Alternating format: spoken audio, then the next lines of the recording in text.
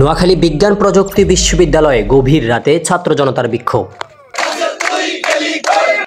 গত ৩ সেপ্টেম্বর রাত ১২টা ২০ মিনিটে সাধারণ শিক্ষার্থীর নামে একটি ব্যানারে এই মিছিলটি অনুষ্ঠিত হয়।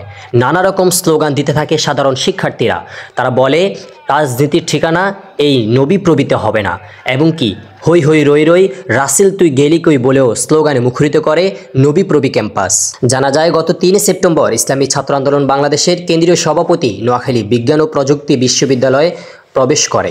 এরই প্রতিবাদে সাধারণ শিক্ষার্থীর নামে এই বিক্ষোভ মিছিল অনুষ্ঠিত হয় নোয়াখালী বিজ্ঞান প্রযুক্তি বিশ্ববিদ্যালয়। আজ ৫ সেপ্টেম্বর বৃহস্পতিবার ইসলামী ছাত্র আন্দোলন বাংলাদেশ নবী প্রবী শাখার সভাপতি মোহাম্মদ খলিল মাহমুদের সভাপতিত্বে ক্যাম্পাসে চলমান রাজনৈতিক সংকট নিয়ে সংবাদ সম্মেলন অনুষ্ঠিত হয়। এতে প্রধান অতিথি হিসেবে উপস্থিত ছিলেন ইসলামী ছাত্র আন্দোলন বাংলাদেশের কেন্দ্রীয় কমিটির শুরা সদস্য এবং নবী প্রবী শাখার সাবেক সভাপতি SM রাসেল। প্রধান অতিথি তার লিখিত বক্তব্য বলেন, ছাত্র ঐক্য সংসদের আড়ালে স্বৈরাচারের দোসর ছাত্রলীগকে পুনর্বাসনের পায়তারা চালাচ্ছে। তিনি জানান, গত ৩ সেপ্টেম্বর ইসলামী ছাত্র আন্দোলন বাংলাদেশের কেন্দ্রীয় সভাপতি বন্যার্ত অঞ্চল পরিদর্শনের জন্য এলে নোয়াখালী বিজ্ঞান প্রযুক্তি বিশ্ববিদ্যালয়ে যাত্রা বিরতি করেন এবং দায়িত্বশীলদের সাথে শুভেচ্ছা বিনিময় করেন।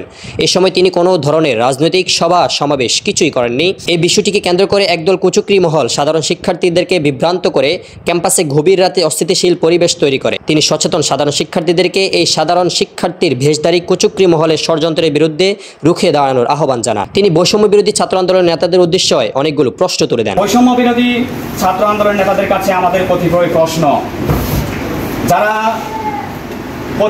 যারা স্বৈরাচার বিরোধী আন্দোলনে নোয়াখালী অঞ্চলের নেতৃত্ব দিয়েছেন, তাদের কাছে আমাদের কিছু প্রশ্ন রয়েছে, আমরা সেগুলো করতে চাই। প্রথম প্রশ্ন, ক্যাম্পাসে গভীর রাতে অনুমোদনহীন ছাত্র সংগঠনের ব্যানারে যে বিক্ষোভ মিছিল হয়েছে, এটাতে তাদেরকে অবহিত করা হয়েছে কিনা, বা এই বিষয়ে তারা সম্যক অবগত আছে কিনা।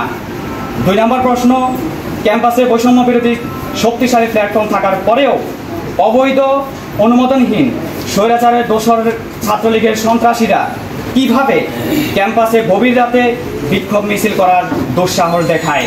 এর প্রতিবাদে বৈষম্য বিরোধী ছাত্র আন্দোলন নবী প্রবীর ভূমিকা কি ছিল। ৩ নম্বর প্রশ্ন, আমরা জানি নোয়াখালীতে বৈষম্য বিরোধী ছাত্র আন্দোলনের প্রায় 11 জন সমন্বয়ক রয়েছেন, এছাড়া আরও অনেকজন সহ সমন্বয়ক রয়েছেন। তার মধ্যে একজন হচ্ছেন জাহিদুল ইসলাম হাসান, যে এখন স্বৈরাচারী ছাত্র ঐক্য সংসদের নেতৃত্ব দিচ্ছেন। ওইখানে জাহিদুল সহ দুইজন সমন্বয়কে আমরা দেখতে পেরেছি। তাহলে বাকিদের অবস্থান কি? এই সমন্বয়কদের ব্যাপারে সাধারণ শিক্ষার্থীদের কাছে আপনাদের অবস্থান ক্লিয়ার করতে হবে। এবং গত পরশু রাতের বিক্ষোভ মিছিলের প্রতিবাদে সাধারণ শিক্ষার্থীদের তোপের মুখে তারা তাদের কমিটি থেকে ছাত্রলীগের 6 জন পদধারী নেতাকে বহিষ্কার করতে বাধ্য হয়। সংবাদ সম্মেলনে প্রধান অতিথি SM রাসেল বৈষম্য বিরোধী ছাত্র আন্দোলনের নেতাদের উদ্দেশ্যে অনেকগুলো প্রশ্ন তুলে ধরেন এবং বিশ্ববিদ্যালয় প্রশাসনের নিকট 5টি দাবি তুলে ধরেন। প্রধান অতিথি SM রাসেল বলেন, এটি গণতান্ত্রিক রাষ্ট্রের নাগরিক হিসেবে বাংলাদেশের সংবিধানের 38 নং অনুচ্ছেদ অনুযায়ী বাংলাদেশের সকল নাগরিকের সংগঠন করার অধিকার রয়েছে। কিন্তু বর্তমান পরিস্থিতিতে ক্যাম্পাসে সাধারণ শিক্ষার্থীদের মতের বিরুদ্ধে গিয়ে ক্যাম্পাসে রাজনীতিকে আমরা প্রমোট করতে পারি না। এমনকি নবী প্রবী প্রশাসনের পক্ষ থেকে যদি রেজুলেশন বা আইনের মাধ্যমে ক্যাম্পাসে রাজনীতি নিষিদ্ধ করা হয় এবং সাধারণ শিক্ষার্থীরা যদি চায়, তাহলে আমরা ক্যাম্পাসে রাজনীতি করব না। এক্ষেত্রে অন্যান্য ছাত্র সংগঠনও রাজনীতি করতে পারবে না। ডেস্ক রিপোর্ট, আহ্বান টাইমস, নোয়াখালী।